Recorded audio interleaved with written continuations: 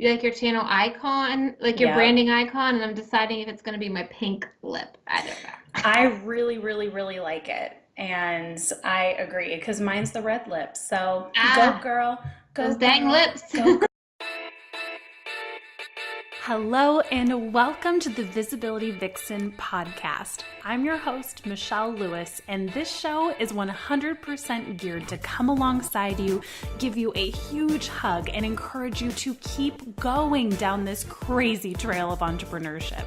Between myself and the many incredible guests that come on to talk to you, you're going to leave each episode feeling inspired, motivated, and a little bit more balanced for the road ahead. I'm all about building a brand of integrity, purpose, and skyrocketing your visibility so that you can step into that incredible mission you were born to live. So grab a cup of iced tea, pop in those earbuds, and let's chat. Hey everyone, welcome back to the show. So I have a very special guest for you today, and I have a very patient guest as this is our second recording because systems don't always work out well. So that's kind of like a staple of entrepreneurship. I've had it happen to me. I'm sure Trina has had it happen to her where you're just like, sorry about that. So this is our second time around. So welcome to the show, my dear friend Trina. How are you? Hello, thank you for having me again. Let's just hope it doesn't get too hot in our rooms because I know you said it's Right? super hot where you are, and I've got the Mm-hmm. sun blasting in through a sheet, so let's stay cool. So if you see a little bit of sweat coming down, it's either a very intense conversation or it's the heat, right? So what I love about my friend Trina Little is that she is very authentic. She is, how do I say this the right way? So there's a lot of different entrepreneurs out there that are teaching video. I'm one of them. Trina focuses on YouTube, and it's really easy to be like, do this, do this, do this, and then you're going to be famous. It's going to be great. Trina's not like that. She wants to help you right where you're at, no matter what kind of equipment you have, to start bringing more views into your business on YouTube. And that's why I love her and why I wanted to bring her on the show. So Trina, can you give us a little bit of background on you and what you specialize in with YouTube and how you got here? So I actually got into YouTube like 2014. I got pregnant with my first child, and I was the only one that was pregnant of my friends. So it was the first time, and I honestly could not tell you how I got into YouTube videos, but I got into like vloggers and mommy vloggers, and it just it connected with me, and I realized the power these people had in their comments in this community they were creating. Mm, So I'm like, okay, what are my favorite brands doing on YouTube? Like, if these like random people are doing this amazing stuff, what are my favorite brands doing here on YouTube? And nothing. Some of the biggest brands that I loved weren't on YouTube. And so my business brain started connecting with my YouTube brain because I have my undergrad degree in marketing and public relations and a master's degree in business. So my hmm. business brain started to click with my creative brain, and I decided I'm going to figure out how this works. So I started Yes. creating my own videos documenting, my time being pregnant and being a mom. And soon people started asking me, how did you do this? How did you start a channel? And I realized people needed help doing this. They didn't want to figure it out. They just wanted someone to tell them how to do it. And so I started helping people set up their YouTube channels, coming up with content ideas, and it's kind of how it took off. Like, I was looking for any excuse to leave the 9 to 5 because that job just crushed your soul. Hmm. So any excuse I could find to, work for myself, work with other passionate people like me, I was all in for. Yeah, absolutely. Well, I love that you do this. And I think that YouTube is one of the stickiest talking points for people to bring into their business because they're already overwhelmed with Twitter and Facebook and Instagram and whatever, whatever. And what if they have their own podcast and, their email list? And so even trying to mention YouTube, it's like, no. So I would love to highlight what you've seen change because of incorporating YouTube into your business, what you've seen in some of your students, and why you think this should be a priority. So video is the best medium to connect with your people, right? They can get to know you, they can get a sense of who you are, and you instantly cut through that know, like, and trust factor so much faster than any place else. Within 6 months of starting my business and being on YouTube, I was already getting tagged in multiple Facebook groups as like the video and YouTube person. Like if somebody had a Love YouTube it. person, they were like, ask Trina, go to Trina. And so what I love about YouTube is I use it as like the point of my content. It's the hub of my content. So from my YouTube video, I take the transcripts, you have a blog post. I take the first 15 seconds of my video, which is usually a hook of what's to come in my video, post it on Instagram, post it on stories. And I'm most recently testing out a new strategy where I just upload the entire video to Facebook as well. Yes, I'm not getting the views on YouTube, but I'm getting access to people on Facebook and growing a Facebook page that way. And they will hopefully transition over to Facebook as well. And so you have a newsletter, you write a newsletter about what you shared in your video that day. And so this all kind of is a snowball effect. If you think of video as that point of your content, everything else is done for you, and video will actually save you time.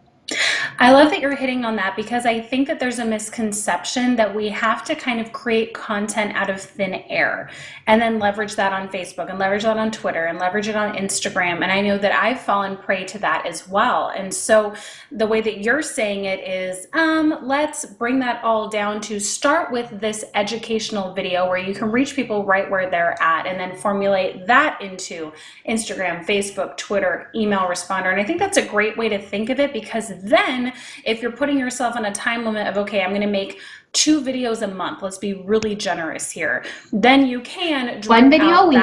Yeah, I know that would be optimal, right? But a lot of people can't sustain that right now. So if people narrow that down to 1 or 2 a month, what would that do for your social media presence, and how would that establish you as more of authority in your niche, especially if you're incorporating the strategies that Trina is talking about by leveraging that on your Facebook page, growing those likes, where you could even leverage that into an ad. So I think this is a brilliant strategy. And are you excited to see kind of how this takes shape and what happens? Yeah, I mean, already my clients are loving that they have this presence on YouTube, because just having a presence on YouTube boosts their search engine optimization for their website, gets them ranking higher on Google, because Google owns YouTube and you can have your videos ranking on Google as well. I know one of my students, she takes her videos and repurposes it multiple times. She pulls out multiple clips, posts them on Instagram, posts them on Facebook, puts the quote on the outside of the video. Like, she's the repurposing queen. And so for her to use video, she's just saving herself immense amount of time, and also creating that relationship with people, because they get to see her and her personality on video, which she has a great personality. So beautiful. I really love that. So for someone that is a first-time YouTube user, a little bit nervous, a little bit terrified, a little bit peeing in their pants, what are some of your tips so that their videos get seen to help them translate into from viewer to customer? So you definitely need to do some research on the front end. You can't just plop up a video and think, yep, I'm going to get 100 views on this video. You've got to figure out what's working on YouTube and what people are watching on YouTube. You may have an idea, but then go to YouTube and start typing in the search bar to see what YouTube is predicting that you're saying. You want to go into an incognito window on Google Chrome, because YouTube actually collects all your search data. So they're going to try to figure out what... Super spies.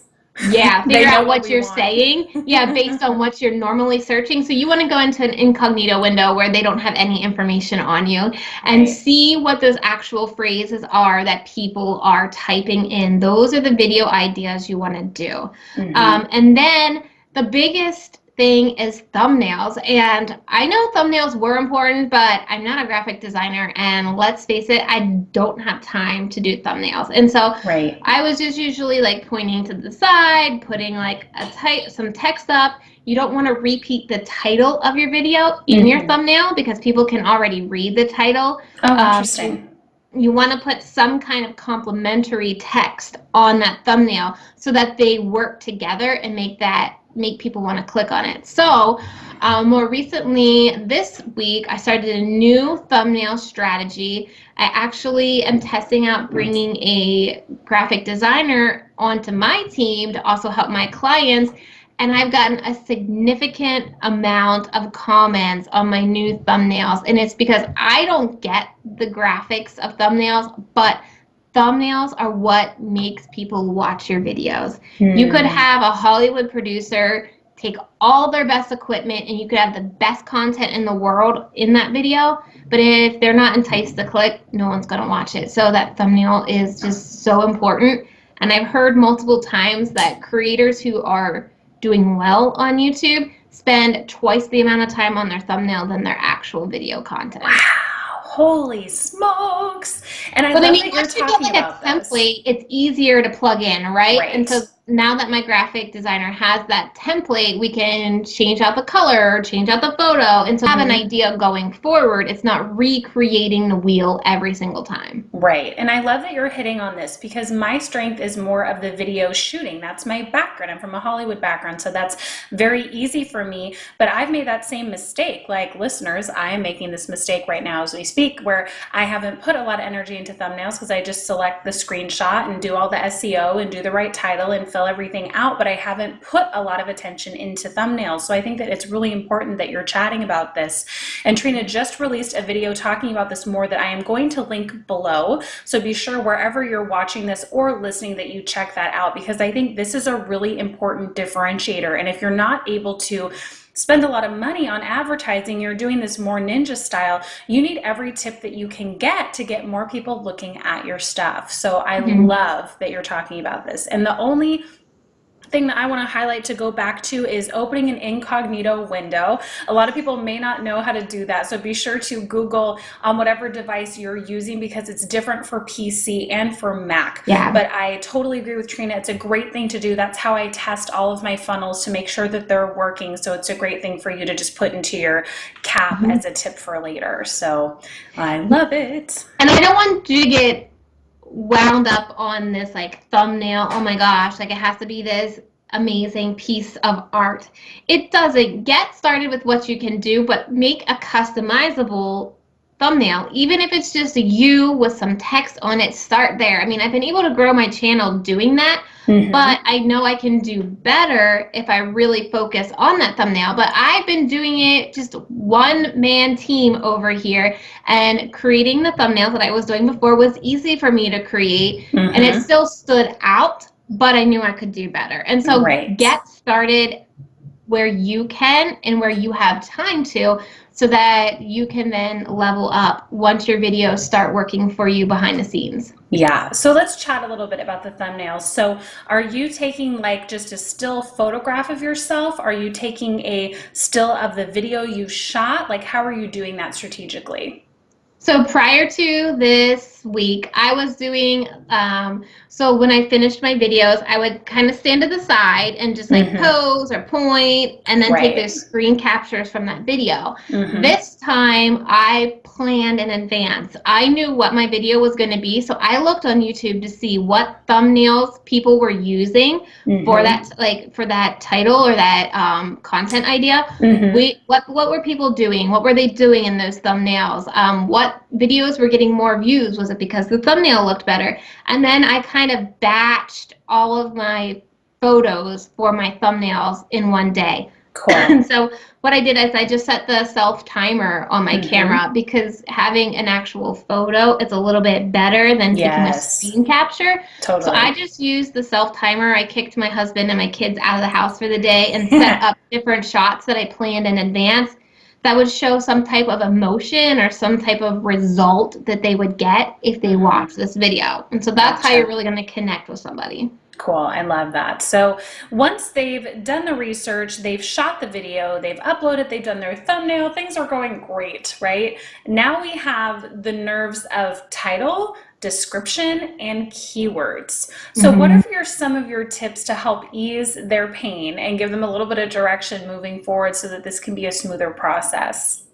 So the whole idea in optimizing your video is thinking about the phrases you want to be searched for. You want to incorporate some generic phrases along with long tail keywords. And what that means is like 4 to 5 word phrases like how to start a YouTube channel, how to grow a YouTube channel, YouTube channel, YouTube, like those types of words. And then you want to create a title that has your keyword or phrase in it, but make sure it's readable to people.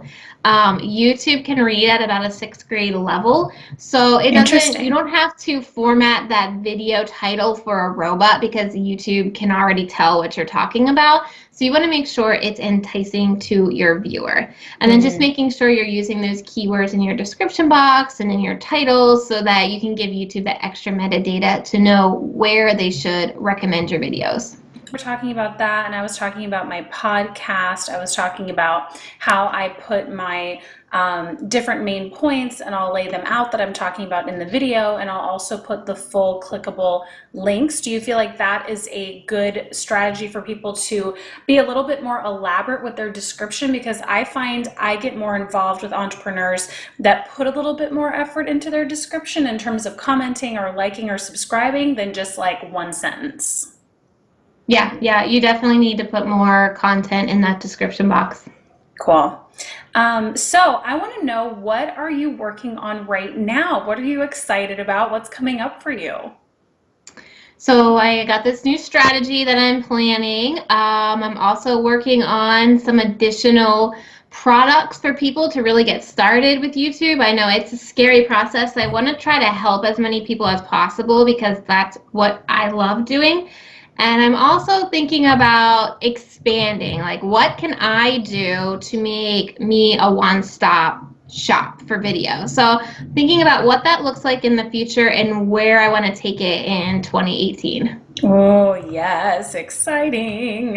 And how are you leveraging your time? Because I know that you can crank out like 12 videos in one day. Is this a strategy that you recommend? Is this something that frees up your time so you know that there's just this one day of content shooting that you can leverage out? Like, how are you working this? Yeah, I batch film, and so I planned out all my videos in advance, did the research, and then last week I filmed 10 videos in one day. Woo! And I can usually film them. I did them in the morning, so I got them done in about 3 hours. And so now I know I have my video content done for the next 5 weeks. So wow. I can send them to my video editor. He just sends them to me when they're done. And it does free up time because I'm a mom, I'm a wife, I have clients, I've got other stuff to do than to set up camera equipment, put on makeup, like get into that filming mode. So just doing it all in one day, it just is so much more efficient. Yes. Oh my gosh, I love that. So our audience that wants to learn more from you, where can they go? Are they getting a little freebie today? Let's give them a place to go for you.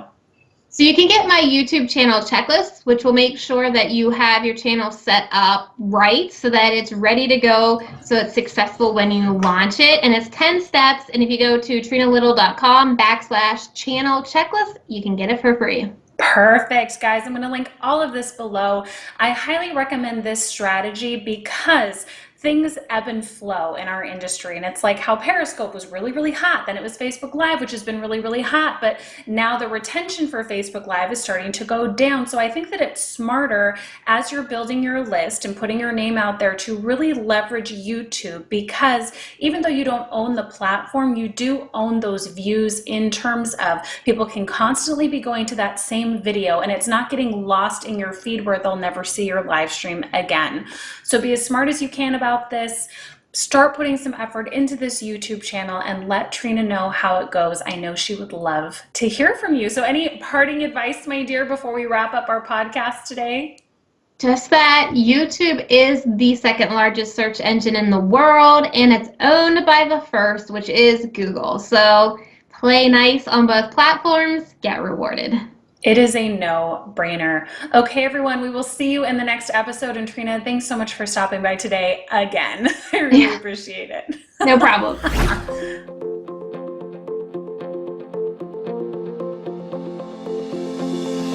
Thanks for listening in today to the Visibility Vixen podcast.